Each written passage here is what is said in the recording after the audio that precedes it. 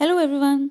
दिल्ली की केजरीवाल सरकार द्वारा चलाई जा रही मुख्यमंत्री तीर्थ यात्रा योजना में अप्लाई करने के 6 महीने बाद आखिरकार हमारे कुछ जानकार लोगों का नंबर आ गया है रामेश्वरम तीर्थ यात्रा के लिए।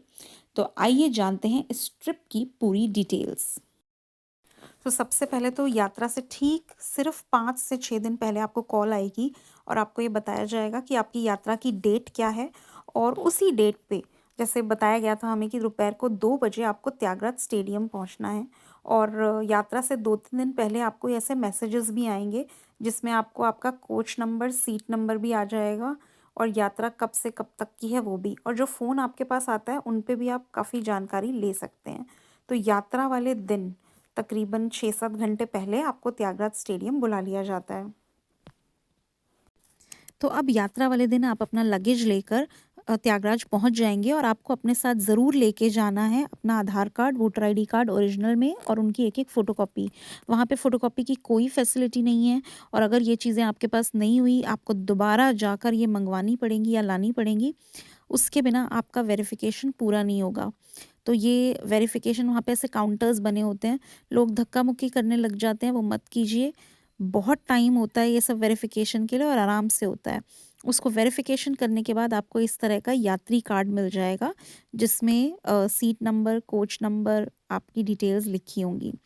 फिर वहाँ पे यात्री कार्ड मिलने के बाद आपको जैसा स्क्रीन पे देख रहे हैं रूम में भेज देंगे और आपको मिलेगी रिफ़्रेशमेंट, समोसा, कचौरी, लड्डू, फ्रूटी। एक माला मिलेगी, पटका मिलेगा। उसके बाद आपको स्टेडियम में बिठा दिया जाएगा क्योंकि वहाँ पे उस वक़्त मुख्यमंत्री आते हैं या फिर आतिशी मैडम आती हैं, तो दोनों में से कई बार दोनों भी आते हैं और फिर वो जनता को एड्रेस करते हैं। उससे पहले भजन संध्या भी होती है, तो ये काफ़ी अच्छा प्रोग्राम वहाँ पे होता है।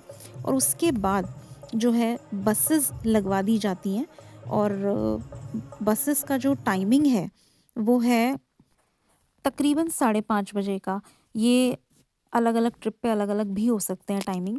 उसके बाद वहाँ पे भी लोग धक्का-मुक्की करते हैं, वो मत कीजिए। बस किसी को छोड़कर नहीं जाती है।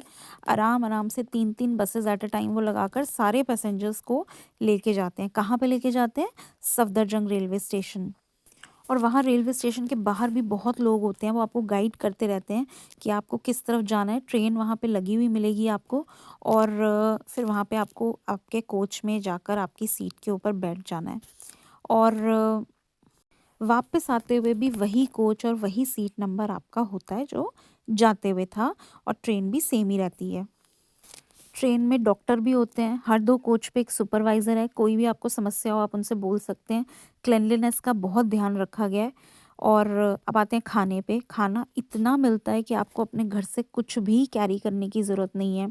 सुबह नाश्ता आता है, 2 बार चाय आती है, उसके बाद दोपहर के खाने और रात के खाने में भी 3 सब्जियाँ होती हैं, चावल, रोटी, दही, सैलेड, पापड़, मतलब बहुत कुछ है और आपका पेट भरा ही रहता है। इवन इवनिंग टी के साथ भी कुछ स्नैक मिलेगा, तो बहुत कुछ है और वैरायटी भी चेंज होती रहती है और खाना बहुत लाइट है।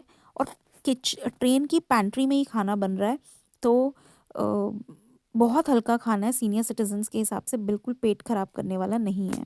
अब तकरीबन 70 घंटे की जर्नी के बाद ट्रेन आपको लेके जाएगी कुदल नगर रेलवे स्टेशन, जो कि मदुरई के पास में एक स्टेशन है। ट्रेन वहीं पे खड़ी रहती है। आपको बोल दिया जाएगा कि आपको अपना सामान वहीं छोड़ना है। 3 से 4 जोड़ी कपड़े पैक करके आपको लेके जाने हैं अपने साथ में, कहाँ तक? रामेश्वरम तक।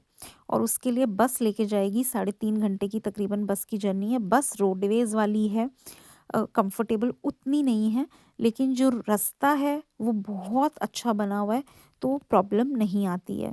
और बस भी एंड होटल भी दोनों नॉन एसी हैं, मगर होटल भी डिसेंटली काफ़ी अच्छा था, तो दिक्कत बिल्कुल नहीं आई और मुश्किल से 4 घंटे के लिए आप होटल में रहते हैं।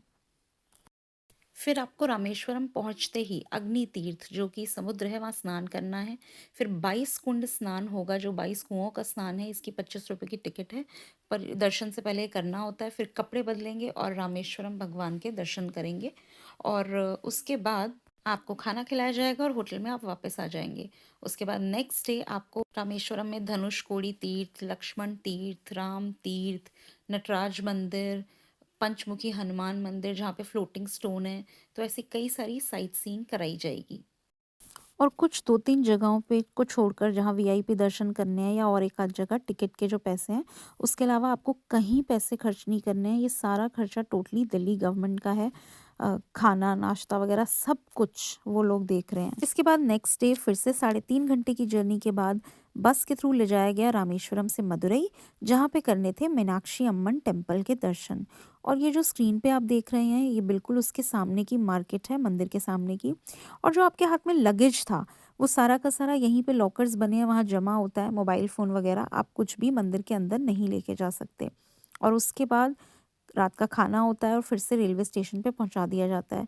हाँ, रात को थोड़ी देर वेट करना पड़ता है, 2 से 3 घंटे ट्रेन का, क्योंकि वो तकरीबन 1 बजे आके लगी रात को रेलवे स्टेशन पे। और अब फिर से 70 घंटे की जर्नी है जो आपको पहुँचाएगी दिल्ली के सफदरजंग रेलवे स्टेशन। और अब कुछ बहुत इंपॉर्टेंट बातें जो हम भूल जाते हैं। आपकी जो जर्नी है ट्रेन में वो अप्रॉक्सीमेटली 5 डेज़ है और घूमने का टाइम तकरीबन 1.5 दिन का है। तो इतनी लंबी जर्नी में खेलने के लिए लूडो, चेस, प्लेइंग कार्ड्स या कोई और चीज़ आपके दिमाग में आती हो वो ले जाएं। उसके अलावा टिश्यू पेपर और टॉयलेट पेपर के रोल्स और वेट वाइप्स आपने ज़रूर ज़रूर लेके जाने हैं। इसका क्या रोल है ये आपको ट्रेन में समझ में आ जाएगा, पर बहुत ज़रूरत पड़ेगी। एंड पेपर सोप भी ना भूलें, ऑल्दो ट्रेन में सोप मिलेगा। रामेश्वरम मंदिर का जो मेन गर्भगृह है, वहाँ पे मणि दर्शन भी होते हैं, जिसको स्फटिक लिंगम के दर्शन कहते हैं। और वो दर्शन सुबह 4:30 से 5:30 होते हैं। तो वहाँ पे स्टाफ आपको बताता है कि सुबह नहा धोकर लाइन में 3 बजे लग जाएं। तो आप ये काम भी कर सकते हैं।